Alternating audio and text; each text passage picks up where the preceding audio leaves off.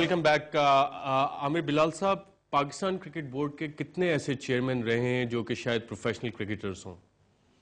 دیکھیے مجھے اس وقت ایگزیکٹ تو نہیں پتا, لیکن اگر ہم موجودہ کو لے لیں تو یہ پہلے ہیں, اور اس کے علاوہ میں سمجھتا ہوں کہ شاید ایک اور, سو ٹوٹل 2.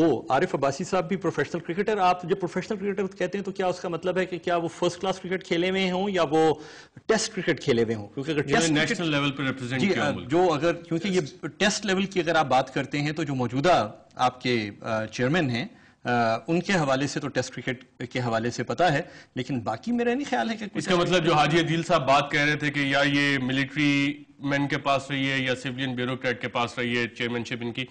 سینیٹر طارق عظیم صاحب, اس کا سلوشن کیا ہے کہ پارلیمنٹ کی ایک اوور سائٹ ہو, اور جتنے اس قسم کے ادارے ہیں اگر اوور سائٹ ہو تو اس میں کیا میکینزم ہونا چاہیے کہ اس میں بہتری آ سکے؟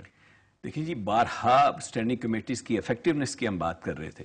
جب تک ان لوگوں کو آپ نہیں رکھیں گے ان بورڈز پہ, مثلا اگر انفارمیشن کی کمیٹی ہے تو کیا ریزن ہے کہ انفارمیشن کمیٹی کے ممبران جو نیشنل اسمبلی کے ہوں یا سینٹ کے ہوں کہ they should not be represented on board of P T V for example, یا ریڈیو پاکستان پہ بھی ہونی چاہیے, یا کرکٹ بورڈ کی ہے تو سپورٹس کمیٹی کے ممبران جو ہیں ان میں سے 2 بندوں کو کسی کو لے لیں آپ, ان کو بٹھا دیں سپورٹس بورڈ میں تاکہ انسائٹ بھی رہے وہاں پہ, ان کو پتہ بھی چلے ہو کیا رہا ہے, بجائے اس کے کہ وہ 10 منٹ کے لیے آئیں اور ہمیں ملٹی میڈیا پریزنٹیشن دے کے چلے جائیں.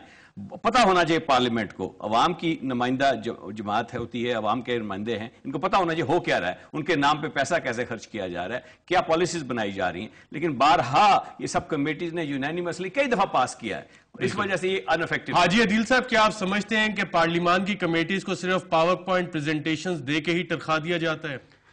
میں بالکل اتفاق کرتا ہوں, ایسا ہی ہوتا ہے. بلکہ تو ہمارے بعض جو بریفنگ دی جاتی ہے یا اس کی ہارڈ کاپی دی جاتی ہے تو کمیٹی کے شروع ہونے سے پہلے دے دی جاتی ہے. چاہیے یہ ہفتہ 10 دن ہمیں پہلے ملے تاکہ ہم اس کی اسٹڈی کریں, اور جب ہم اسٹڈی کریں گے پھر زیادہ پوچھیں گے, جب زیادہ پوچھیں گے تو زیادہ لوگ خفا ہوں گے.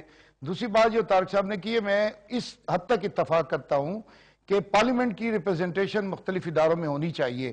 اور یہ ماشاء اللہ سے پہلے جو حکومتیں تھیں, میاں نواز شریف صاحب کی حکومت اور جناب مرحومہ بے نظیر صاحبہ کی حکومت, اس میں باقاعدہ پارلیمنٹ کے ممبر بہت سارے اداروں میں تھے, ان کی ایگزیکٹو بورڈ آف گورنرز میں تھے, بورڈ آف ڈائریکٹرز میں تھے, مجھے یاد ہے کافی لوگ تھے.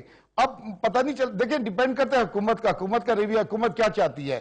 آیا ان کمیٹیوں کو مضبوط دیکھنا چاہتی ہے, اس کمیٹیوں کی افادیت کو بڑھانا چاہتی ہے؟ آپ نے بہت اچھی بات کی کہ حکومت کیا چاہتی ہے, کیا وہ پارلیمان کو مضبوط دیکھنا چاہتی ہے. اور آج کے پروگرام میں جو پوائنٹ ہم بات کر رہے تھے, جو ڈسکس کرنے کی کوشش کی کہ پارلیمنٹ کو اب اپنے آپ کو اسرٹ بھی کرنا ہے, اور لوگوں کو پارلیمنٹ کو ریسپیکٹ بھی کرنا ہے, اپنے آپ کو پارلیمنٹ کے سامنے اکاؤنٹیبل بھی کرنا ہے. اور میجر جنرل طاہر اشرف جیسے بیانات اگر پارلیمان کے سامنے آئے اور اس پہ پارلیمان خاموش رہے تو پھر پارلیمان پہ بھی سوال اٹھیں گے, جمہوریت کو بھی آگے جا کے خطرات بھی شاید ہو سکتے ہیں. اس بارے میں ناظرین آپ بھی سوچیے گا اور ہمیں اپنا فیڈ بیک دیجیے گا reporter@dawnnews.tv پہ. عامر بلال صاحب, سینیٹر طارق عظیم اور سینیٹر حاجی عدیل صاحب, آپ تینوں کا پروگرام میں شرکت کا شکریہ. اجازت دیجیے ناظرین, اللہ حافظ.